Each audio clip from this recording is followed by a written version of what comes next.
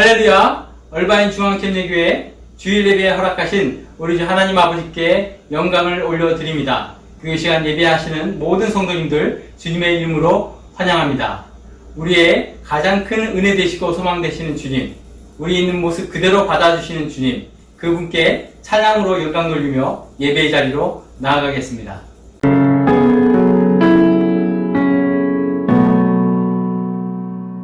내 모습 그대로 사랑하시네. 연약한 그대로 사랑하시네. 나의 모든 발걸음 주가 하시나니 날 인도하소서. 내 모습 이대로 사랑하시네. 연약한 그대로 사랑하시네. 나의 모든 발걸음 주가 하시나니 날 인도하소서. 주의 날개 아래 거하는 곳, 주의 임재 안에 거하는 곳,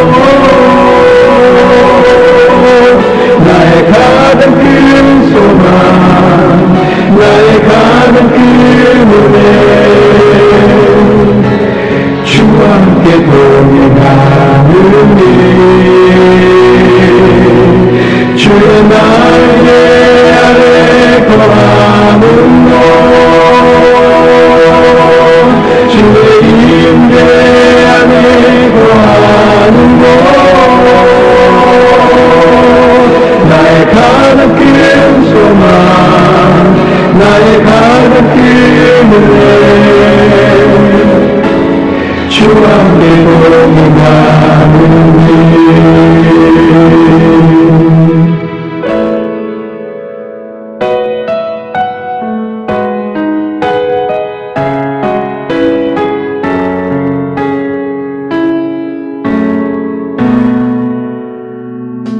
내 모습 그대로 사랑하시네. 연약한 그대로 사랑하시네. 나의 모든 발걸음 주가 하시나니 날 인도하소서. 주의 날개 안에 거하는 곳, 주의 임재 안에 거하는 곳, 나의 가장 큰 소망, 나의 가장 큰 은혜, 주와 함께 동행하는 일, 주의 날개 아래 거하는 곳, 주의 임재 안에 거하는 곳, 나의 가장 큰 소망, 나의 가장 큰 은혜, 주와 함께 동행하는 일, 주의 날개 아래 거하는 곳,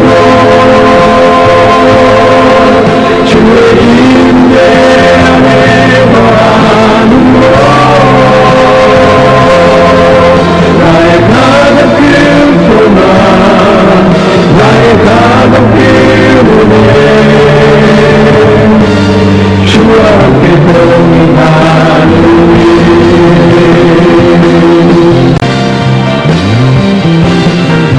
주의 날개 아래 거하는 곳,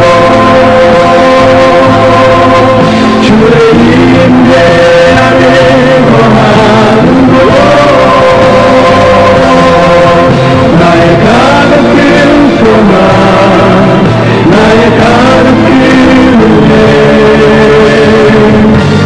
주와 함께 동행하는 나의 가장 큰 소망 나의 가장 큰 은혜 주와 함께 동행하는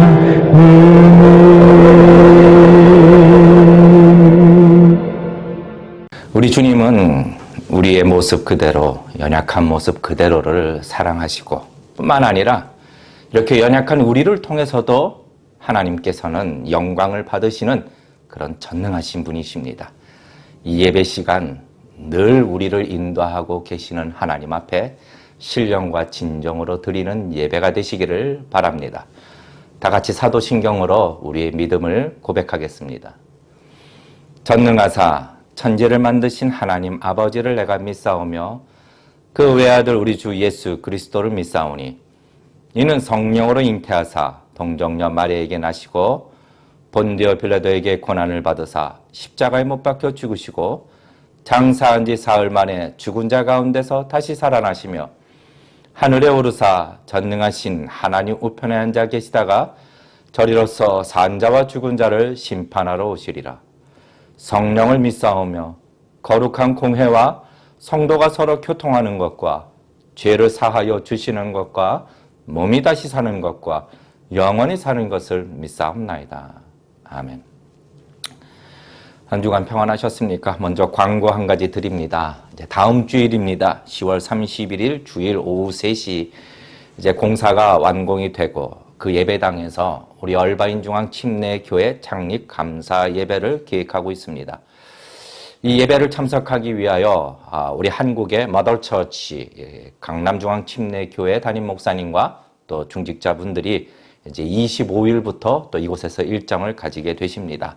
창립 예배 많이 기억해 주시고 당일 예배가 하나님 앞에도 큰 기쁨과 영광이 될 수 있도록 여러분 모두의 기도가 필요하오니 기억해 주시고 기도를 부탁드립니다.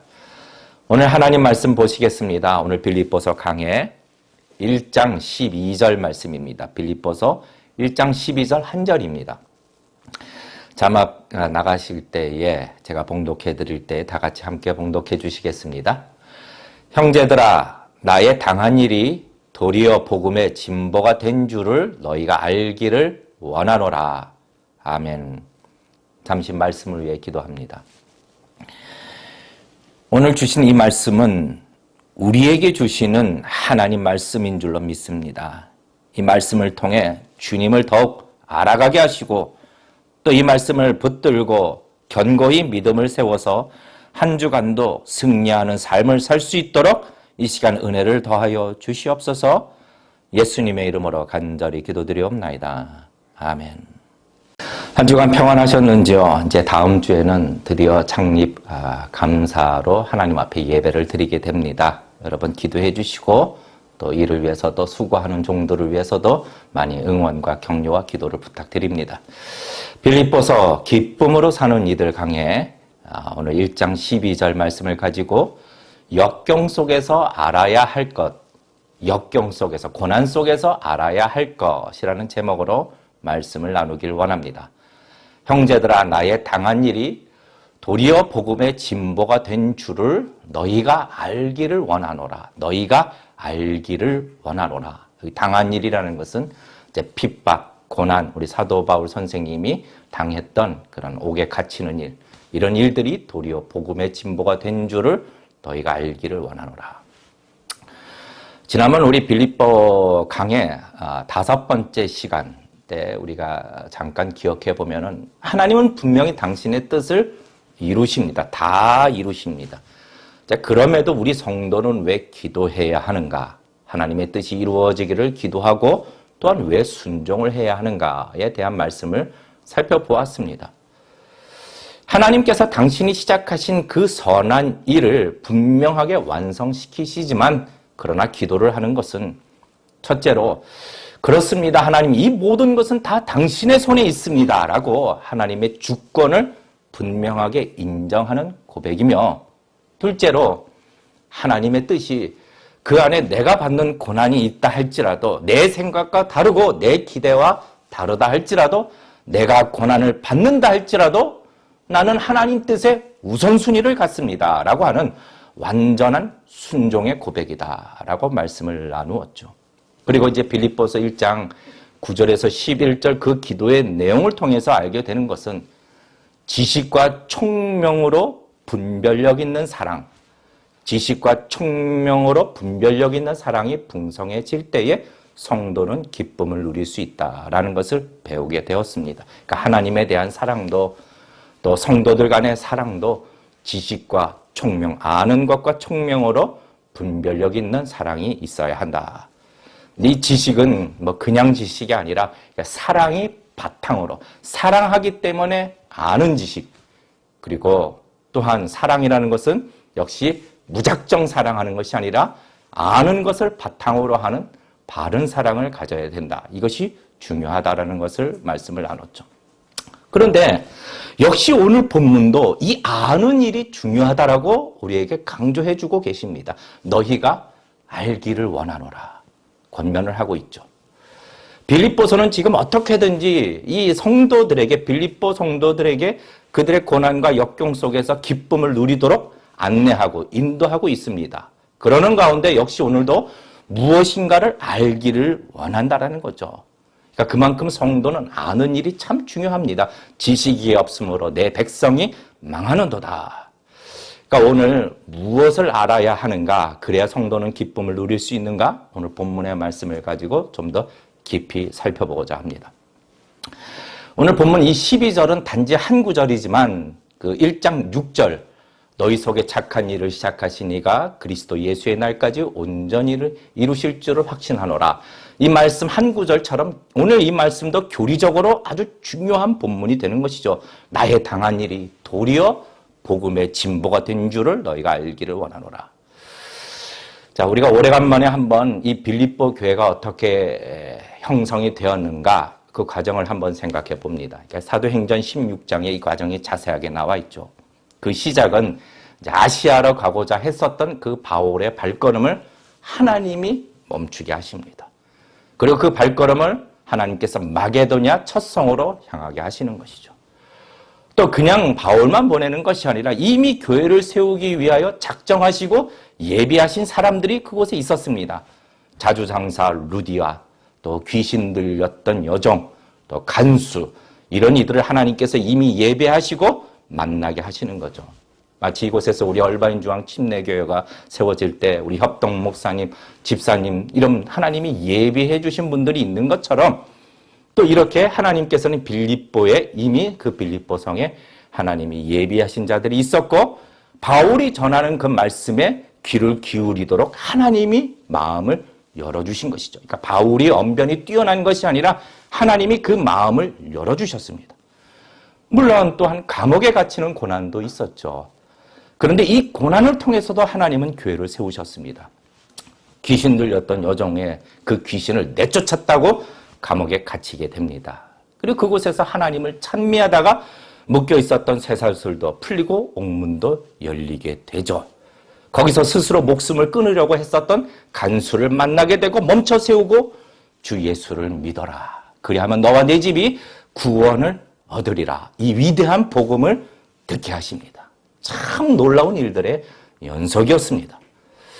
그런데 또 특별히 이 옥문이 열리는 사건과 관련해서 사도행전 12장에서도 베드로가 감옥에 갇히는 일이 있었죠. 그때는 역시 옥문이 열리게 되는데 그때는 하나님께서 천사를 보내주셔서 옥문에서 나오게 하셨습니다. 그런데 이제 바울과 실라의 경우는 옥문이 열렸지만 하나님께서 나오라고 하지 않으시고 그대로 머물게 하셨다라는 거죠. 만약에 옥문이 열리고 바울이 도망 나왔다. 그러면 그 간수는 복음을 듣지 못하고 스스로 목숨을 끊었을 겁니다. 그러니까 하나님이 이런 세밀하신 인도하심이 있다라는 거죠. 하나님은 그 간수를 구원하시기로 작정하셨고 그와 그의 가정을 통하여 빌립보 교회를 세우시기로 작정하셨다는 것입니다. 자, 이처럼 이 빌립보 교회의 성도들은 자기들의 이 교회가 이런 일들을 통해서 세워졌다라는 것을 아마 알았을 겁니다. 또 사도 바울은 이 빌립보 교회는 이와 같이 하나님의 놀라우신 섭리에 의하여 세워졌다라는 것도 분명히 알게 됩니다. 오늘 읽으신 본문은 역시 이 바울이 감옥 속에서 이 편지를 쓰고 있지만 자신이 감옥에 갇혀 있는 것도 하나님의 무궁하신 지혜와 하나님의 섭리에 따라 이루어진 것이다 라고 알고 있는 것이죠. 바울은 이제 여기서 자기 인생이 실패했다라고 끝났다라고 생각하거나 이제 하나님의 사명을 더 감당하지 못하게 된 것에 대해서 좌절감으로 슬퍼하는 것이 아니라 오히려 하나님의 뜻이 이루어지고 있다라는 것에 대하여 나는 기쁨을 누린다라고 알려주기를 원했던 것이죠. 하나님의 섭리, 하나님의 섭리.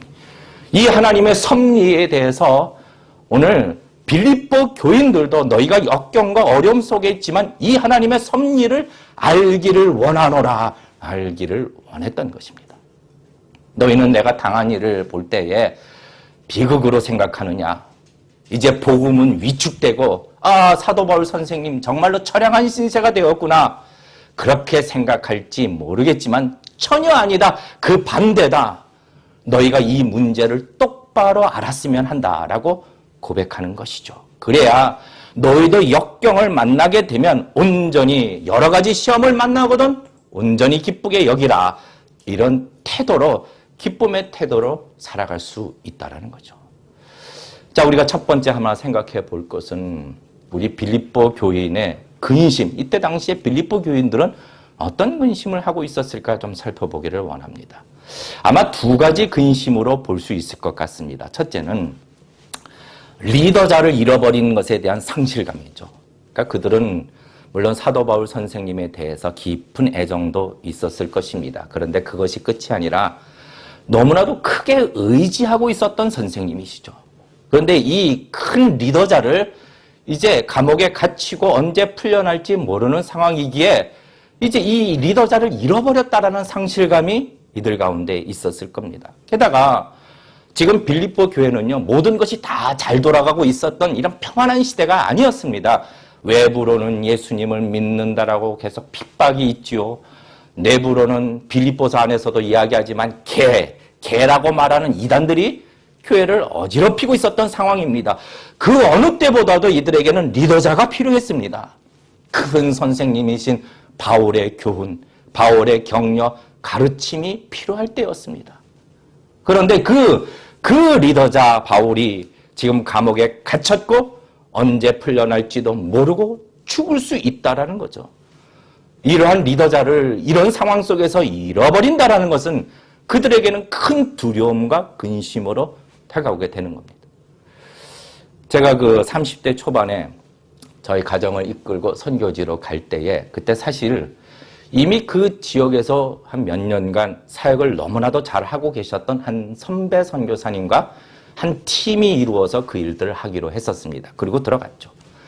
그런데 이제 저희가 들어간 후에 한 6개월 됐나 8개월 정도 됐을 때 저희가 이제 아직 현지 언어도 완전하지 않고 살로메스스페, 컬랑어스컬라이 이렇게 막 현지 언어가 아직 완전치 않고 또 그들의 문화도 한참 배우고 있을 때에 그런데 갑자기 그 선배 선교사님이 어느 큰 도시로 가시더니 그곳에서 연락이 오신 거예요. 거기가 이제 기차로 한 24시간 가야 할 곳이는데 지금 당신은 이 큰 도시에 머물 수밖에 없다라는 이야기를 하시는 거죠. 그러니까 저희 가정만 남고 그 가정은 거기에 머물러야 하는 상황을 이야기하시더군요.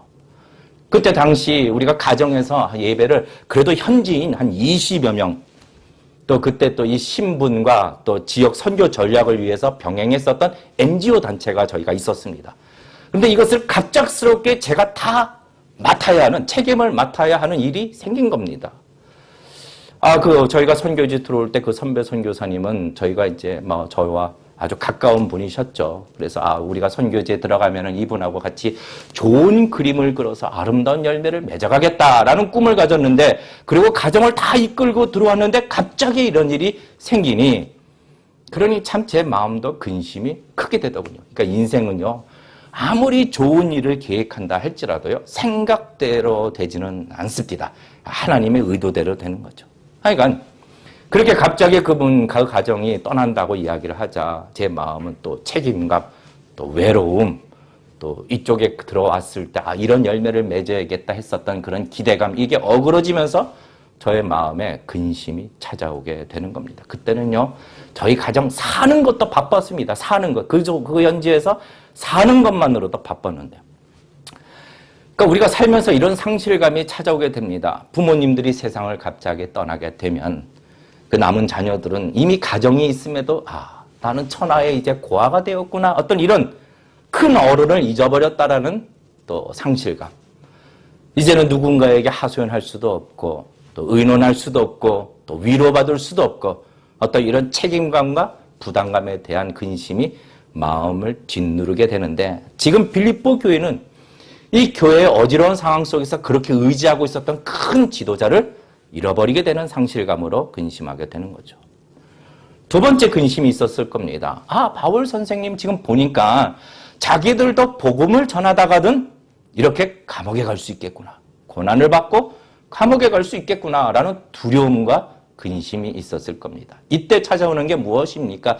의심이죠, 의심. 무슨 의심입니까요? 내가 예수 믿는 것이 잘하는 일인가라는 의심입니다. 예수님을 믿으면 다 잘 되고 세상에서도 성공하고 좋은 직장 가고 좋은 자리에 올라가고 자녀들 다 건강하고 좋은 대학 가고 이럴 줄 알았는데 우리가 좋아하는 찬송가 가사처럼 무슨 일을 만나든지 무슨 일을 만나든지 만사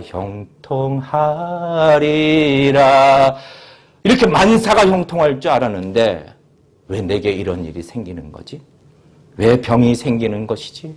왜 직장에서 이번에 승진이 안 되었지? 내 기대와 내 생각과 다른 일들이 생길 때에 의심이 들어오게 되는 것이죠. 내가 예수를 믿는 것이 잘하는 것인가? 라는 의심입니다. 이런 근심을 가진 빌립보 교인들을 향하여 오늘 사도 바울은 하나님의 말씀으로 진리를 가르쳐 줄 때에 이 문제에 대해서 지금 이 문제를 바라보는 것이 아니라 나의 당한 일을 보는 것이 아니라 이 문제를 책임지시고 큰 계획 속에 이끌고 계시는 하나님의 섭리를 알기를 원했던 것입니다. 나의 당한 일이 도리어 복음의 진보가 된 줄을 너희가 알기를 원하노라. 이 당한 문제를 바르게 알 때에 빌립보서가 말하는 고난 중에서도 이 기쁨을 누릴 수 있게 되는 것입니다. 이 하나님의 섭리, 이 문제에 대해서는 나중에 뒤에 다시 한번 다루기를 원합니다. 오늘 이러한 상황 속에서 로이드 존스 목사님은 이렇게 강조하기도 합니다. 지금 나에게 무슨 일이 일어났는가 여기에 대해 집착하지 말고 이 문제를 어떻게 바라봐야 하는가 이것이 더 중요하다고 말씀하시기도 했었죠. 성경은 우리가 어떤 문제를 바라볼 때 그냥 긍정적인 태도를 가져라 이런 게 아니라 그 문제의 사실을 알라고 하시는 겁니다. 자, 한번 볼까요? 지금 만약에 바깥에 하늘에 시꺼먼 구름이 있습니다. 시꺼먼 구름. 그럴 때에 그 시꺼먼 먹구름을 바라보는 사람과 그것이 아니라 그래. 그 먹구름 뒤에는 반드시 해가 있어. 항상 해가 떠 있어. 그리고 이 먹구름은 지나갈 것이야. 이러한 태도를 가진 사람의 삶의 결과는요. 분명히 많은 차이를 가져올 겁니다. 그런데 보십시오. 먹구름 뒤에 해가 있다는 것은 희망사항이 아니라 사실입니다. 먹구름도 결국 지나간다. 이것도 분명히 사실입니다. 이 사실을 기억하고 알고 잊지 말아야 하는 것이죠. 그럼 두 번째로 이 하나님의 이 진리의 사실을 알고 있는 우리 바울의 모습을 한번 볼까요? 바울의 모습. 지금 당하고 있는 자기 일에 대하여 조금의 불평이나 원망도 없고 후회도 없습니다. 지금도 어떤 나라에서는 많은 선교사님들을 추방하고 있습니다. 그러니까 선교사님들 기도 제목마다 추방당하지 않게 해달라고 기도 제목들이 많이 옵니다. 그러면 성도들도 함께 기도하죠. 물론 선교사님은 막 더 절실히 기도하고요. 그런데 결국 추방이라는 통보를 받게 됩니다. 그러면 그 마음이 어떨까요? 하나님이 이 땅에 보내주실 때 우리는 우리의 삶을 다 드리고 목숨까지 걸고 멸시도 당하면서 이 사역을 하고 있는데 앞으로도 해야 할 일이 너무나도 많은데 왜 돌아가야 합니까? 추방을 당하면 이 모든 일이 다 헛수고가 되지 않습니까? 라고 이야기를 할 수 있을 겁니다. 그런데 지금 바울은 당한 일에 대하여 오히려 기뻐하며 더불어 빌립보 교인들에게도 기뻐하라고 증거하고 있는데 바울은 알고 있었던 거죠. 알고 있었던 거죠. 첫째, 무엇을 알고 있었습니까? 하나님께서는 조금도 실패가 없으신 분임을 알았고 당신이 시작하신 것은 반드시 완성시키신다. 이것을 알았습니다. 빌립보서 1장 6절 너희 속에 착한 일을 시작하신 이가 그리스도 예수의 날까지 이루실 줄을 우리가 확신하노라. 지금 이런 일이 왜 일어나는지 나는 알지 못해도 또 하나님께서 이 일은 이러하기 때문에 일어나는 것이다. 막 이해를 시키거나 설명하지 않으셔도 한 가지로 충분한 겁니다. 나의 하나님은 절대로 실패가 없으시며 시작하신 그 선한 일은 완성하신다. 이 사실 하나만으로도 바울은 지금 감옥에 있지만 기쁨을 누리기에 충분한 것이죠. 내가 감옥에 갇힌 일을 통해서도 하나님은 당신의 일을 완성시키신다라는 것을 아는 것입니다. 빌립보서 1장 14절 말씀에 형제 중 다수가 나의 매임을 인하여 주 안에서 신뢰함으로 겁없이 하나님의 말씀을 더욱 담대히 말하게 되었느니라. 세상은 바울이 감옥에 갇힌 것 때문에 복음이 위축될 것이라고 기대하지만 오히려 바울의 핍박을 통하여 더 강한 도전을 받으면서 복음 전파가 더 왕성하게 일어나게 되는 것이죠. 실제로 사도행전은 성령의 역사로 복음이 왕성하게 전파된 사건을 기록하고 있지만 이에 못지않게 많은 핍박을 기록하고 있습니다. 핍박 속에서도 하나님은 승리하시는 하나님. 사단은요, 예수님을 십자가에 처형시키면 자기가 이길 것이라고 생각했지만 이 십자가의 사건은 오히려 사단의 영원한 패배를 가져둔 사건이 되는 것이죠. 하나님의 목적하신 일은 누구도 막을 수 없다라는 겁니다. 병도 죽음도 천사도 막을 수 없는 것이죠. 또 바울이 알았던 것이 있었습니다. 하나님의 지혜는 무궁하시다라는 거. 하나님의 지혜는 정말로 무궁하시다라는 겁니다. 빌립보서는, 그러니까 로마서는 빌립보서 이전에 쓰여진 서신인데 로마서 11장 33절에 보니 깊도다 하나님의 지혜와 지식에 부요하며 그의 판단은 측량치 못할 것이며 그의 길은 찾지 못할 것이로다. 깊도다 하나님의 지혜와 지식에 부요하며 하나님의 생각과 내 생각이 달라도 하나님이 인도하시는 길과 내가 원하는 길이 달라도 나의 생각보다는 하나님의 생각이 더 지혜롭고 하나님이 인도하시는 길이 가장 최선의 길이라고 올바른 길이라고 확신하고 있는 것입니다. 지금은 복음이 바울이 전파될 때보다 더 왕성하게 일어나게 되었다라고 고백하고 있는 것이죠. 이 일은 하나님의 지혜 가운데 일어나는 일입니다. 하나님이 시작하신 것을 완성하시되 하나님의 놀라우신 지혜로 이루어진다. 이것이 아까 말씀드렸던 하나님의 섭리입니다. 하나님의 섭리, providence, 하나님의 섭리. 이 하나님의 섭리라는 개념에 대해 잠깐 이야기를 나누기를 원합니다. 이 하나님의 섭리라는 개념은 모든 성도들이 반드시 알아야 하고 확신해야 할 아주 중요한 교리입니다. 하나님의 섭리를 간단하게 정리한다면 런던 침례교 신앙 고백서를 보게 될 때 이렇게 기록하고 있습니다. 만물의 선한 창조자이신 하나님은 당신의 지혜와 권능과 공의와 무한한 선과 자비의 영광을 찬양하기 위해서 당신의 무한하신 능력과 지혜 안에서 그리고 오류가 없는 미리 아심과 자유롭고 변함없는 의지의 계획을 따라 또 가장 큰 것부터 작은 것에 이르기까지 창조하신 목적을 따라 모든 피조물과 만물을 지도하고 다스리고 보존하고 계시다. 이렇게 설명하고 있습니다. 너무 거창하죠? 좀 더 간단하게 정리한다면은 하나님은 당신이 창조하신 목적에 따라 당신의 영광을 위하여 모든 피조물들을 당신의 무한하신 지혜를 따라서 전능하심으로 오류가 없는 계획과 변함없는 의지로 보존하고 지도하고 통치하신다라는 뜻입니다. 그러므로 모든 사건은 오류가 없는 것입니다. 모든 사건은 하나님의 무한하신 지혜 안에서 일어나는 일이며 모든 사건들은 변함없는 목적에 따라 하나님의 전능하신 보존과 통치 속에 있다라는 것이죠. 이 하나님의 섭리, 프로비던스를 바울은 아는 것입니다. 로마서 8장 28절 말씀에 우리가 알거니와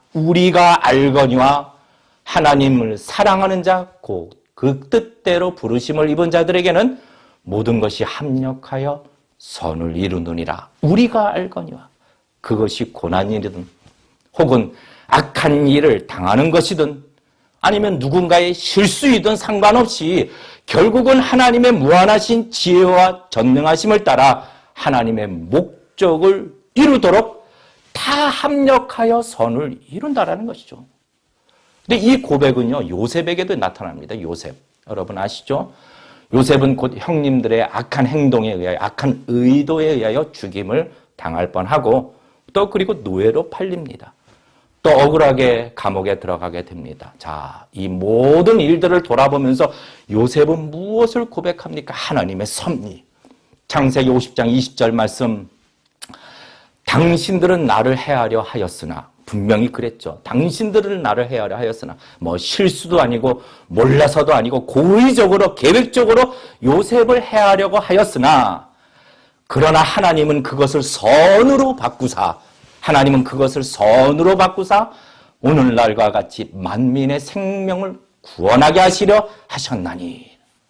하나님의 섭리를 요셉도 알았던 겁니다. 우리가 에스더서를 보게 되면은 우리가 하만 모르드게 사건이 있지 않습니까? 그것을 봐도 당시 아멜렉의 수장이었던 고위 관직자였던 하만은 한날 한시에 이스라엘 백성, 하나님의 백성들을 다 죽이려고 완벽하게 계획을 했습니다. 그러나 완전히 역전돼서 오히려 아말렉 사람들이 그 시간에 다 죽임을 당하게 됩니다. 하나님의 섭리. 바울은 이 하나님의 섭리를 아는 것이죠. 또 바울이 알았던 것은 무엇을 알았습니까? 내 인생에 내가 드러나는 것이 아니라, 내가 사람에게 인정받는 것이 중요한 것이 아니라 나는 쇠하고 그리스도의 이름이 드러나야 한다라는 것을 알았던 것입니다. 빌립보서 1장 20절 말씀에 나의 간절한 기대와 소망을 따라 아무 일에든지 부끄럽지 아니하고 오직 전과 같이 이제도 온전히 담대하여 살든지 죽든지 내 몸에서 그리스도가 존귀히 되게 하려 하나니. 내가 아니더라도, 나는 쇠할지라도, 다른 사람이 더 왕성하게 사역을 하고 다른 사람이 더 칭찬을 받을지라도, 그렇게 해서라도 그리스도가 존귀케 된다라면 그거면 됐다라고 말을 하는 것이죠. 목사님 참 대단하세요. 어떻게 30대 젊은 나이에 직장 포기하고 1살 된 아기를 데리고 그 사막지역 선교지로 가시나요? 몸에 병을 가지고도 선교지로 가셨나요? 목사님 지금 나이에 새롭게 개척하시나요? 참 대단하십니다. 그렇지 않습니다. 저를 가까이 아시는 분들은 잘 아실 거예요. 제가 얼마나 연약하고 실수도 많고 겁도 많고 또 본의 아니게 사람들에게 상처도 주기도 하고 열심히 한 행동이 독이 되기도 하고, 아마 저를 가까이서 보시는 분들은 참 제가 연약하다라는 것을 잘 알 겁니다. 맞습니다. 저는 저의 모습을 변명하거나 그렇지 않다라고 말하고 싶지도 않습니다. 너희 중에 지혜 있는 자가 있느냐라고 하나님이 말씀하신 것처럼 저는 지혜도 참으로 없습니다. 그럼에도 저를 부르셔서 하나님의 영광을 위하여 쓰시겠다라는데, 또 그 일에 순종치 않고는 견딜 수 없도록 하나님이 만들어 주시는 겁니다. 나의 간절한 기대와 소망을 따라 아무 일에든지 부끄럽지 아니하고 오직 내 몸에서 그리스도가 존귀케 되게 하려니. 내가 아니라 그리스도가 높아져야 한다는 것을 사도 바울 선생님은 알았던 것입니다. 이 일에 대하여 침례 요한도 알았습니다. 요한복음 3장 30절 말씀, 그는 흥하여야 하겠고 나는 쇠하여야 하리라. 이제 결론입니다. 그러면 이 말씀을 받은 우리는 어떻게 해야 되나요? 이 말씀을 받은 우리는 어떻게 해야 되나요? 첫째, 우리도 하나님이 일하시는 이 섭리를 우리는 알아야 합니다. 왜냐하면 이 진리는 변함이 없으시고 하나님도 변함이 없으시기 때문입니다. 하나님은 지금도 일하십니다. 무궁하신 지혜로 전능하심을 가지고 한치의 오차도 없이 완성하십니다.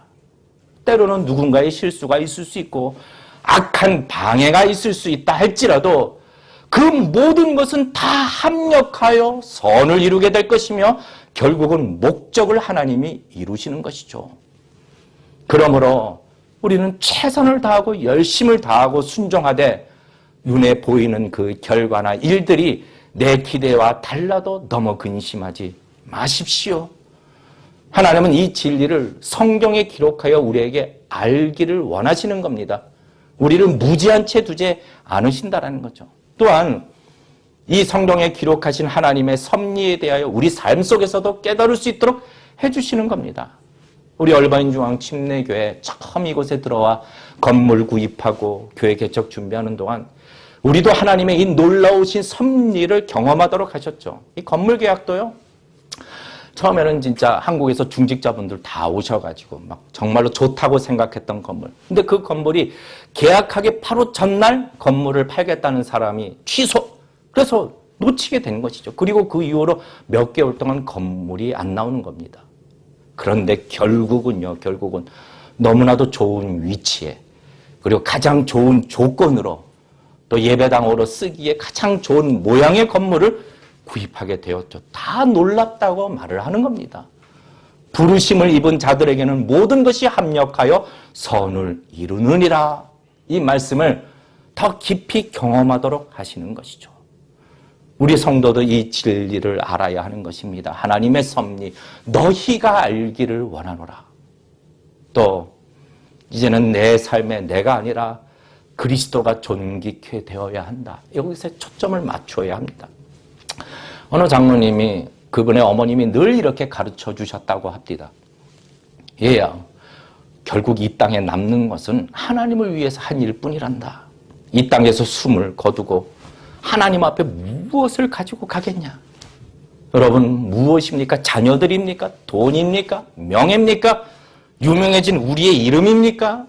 이런 건 다 먼지와 같은 것이죠. 영원한 것, 주님의 이름을 높여드리고 주님을 위하여 수고하고 헌신했던 것, 이런 것만 영원히 남는 것이죠. 우리도 우리 각자의 영혼에게 이렇게 이야기하는 겁니다. 아무개야, 누구야, 주님의 이름이 존귀케 되었다면 그것이면 됐다. 그거면 됐다. 나는 쇠하여야 하고 그는 흥하여야 하리라. 그러면 하나님이 그냥 내버려 두실까요? 아니죠. 때가 되면 너희를 높이시리라. 때가 되면 너희를 높이시리라. 이분이 우리의 하나님이십니다. 형제들아, 나의 당한 일이 도리어 복음의 진보가 된 줄을 너희가 알기를 원하노라. 이 말씀 기억하시고 내 인생은 하나님이 부르신 인생, 하나님이 사랑하시는 인생, 완벽하신 하나님의 섭리에 따라 인도함을 받고 있다라고 확신하시고 지금의 자리에서 남들이 알아주지 않아도 멸시를 당해도 존귀케 되는 이는 그리스도시니 나는 만족하다. 이 기쁨을 누리는 한 주간이 되시기를 축원합니다. 이 시간 우리가 찬양을 부르시면서 준비하신 예물도 하나님 앞에 정성껏 드리시겠습니다.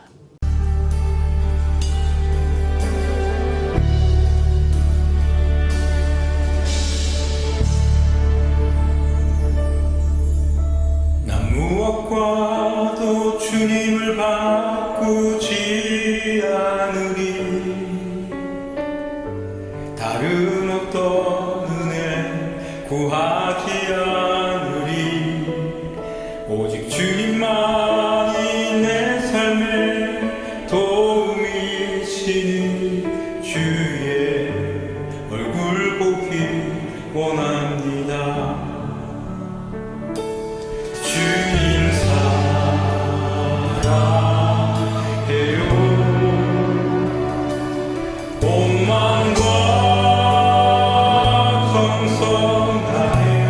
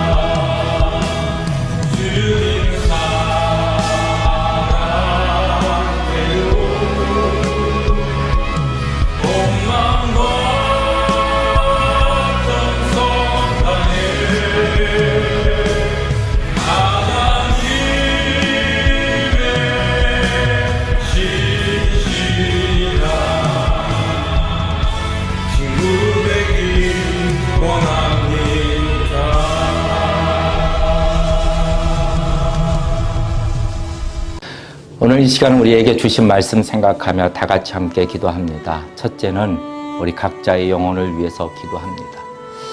하나님은 부르신 자, 사랑하는 자들에게는 모든 것이 합력하여 선을 이루도록 일하시는 분이십니다. 무한하신 능력과 완전하신 지혜로 당신이 목적하신 바를 우리 연약한 우리를 통해서 이루시는 것이죠. 이 시간 기도할 때에 하나님의 이 섭리를 마음에 깊이 새기게 하시고 모든 일을 감사와 기쁨을 누릴 수 있도록 해달라고, 우리 각자의 삶에 오직 그리스도가 드러나는 삶이 될 수 있도록 우리를 인도하시고 마음껏 사용해달라고 기도하시고, 가정을 위해서도 기도하십시다. 하나님은 우리의 가정을 너무나도 잘 알고 계십니다. 사랑으로.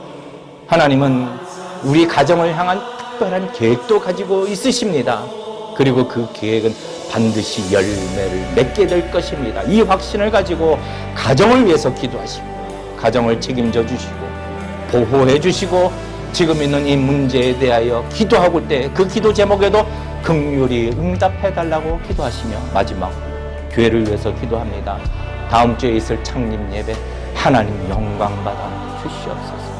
하나님께서 하신 일, 하나님께서 완성시키셨으니 하나님께서 영광 받으시는 그러한 창립 예배가 되게 해달라고, 우리 교회는 사명을 다하여 오는 영혼들마다 하나님의 이름이 높아지는 일들을 하는데 수고할 수 있도록 해달라고, 우리 이 시간 다 같이 함께 한 2분간만 있는 자리에서 통성으로 기도하시겠습니다.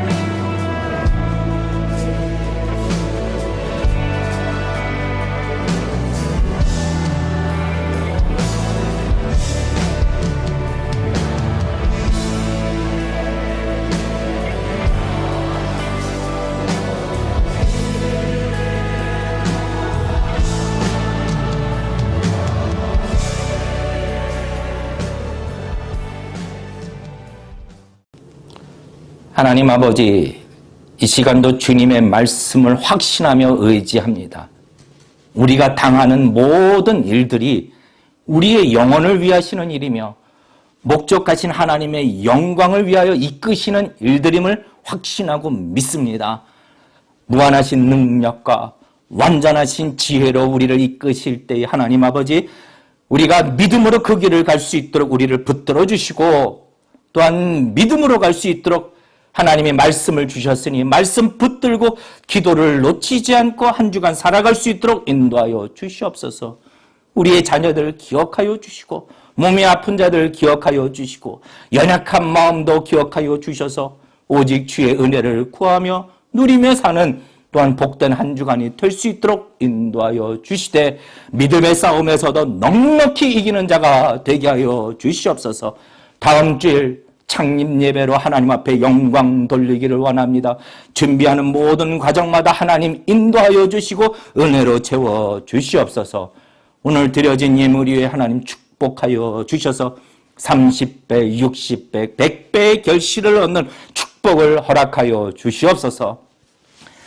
이제는 우리 주 예수 그리스도의 은혜와 하나님 아버지의 극진하신 사랑하심과 성령님의 감동감화 역사 교통하여 주심이 오늘 우리에게 주시는 하나님의 섭리에 대한 말씀을 깨닫고 마음판에 새겨 기쁨을 누리며 살아가기를 원하는, 또한 우리의 이름이 아니라 주님의 이름이 존귀케 되기를 원하며 살아가는 주의 모든 성도들과 이 나라와 모든 교회들 위해 지금으로부터 영원토록 함께 하시기를 주 예수 그리스도 이름으로 간절히 축원하옵나이다.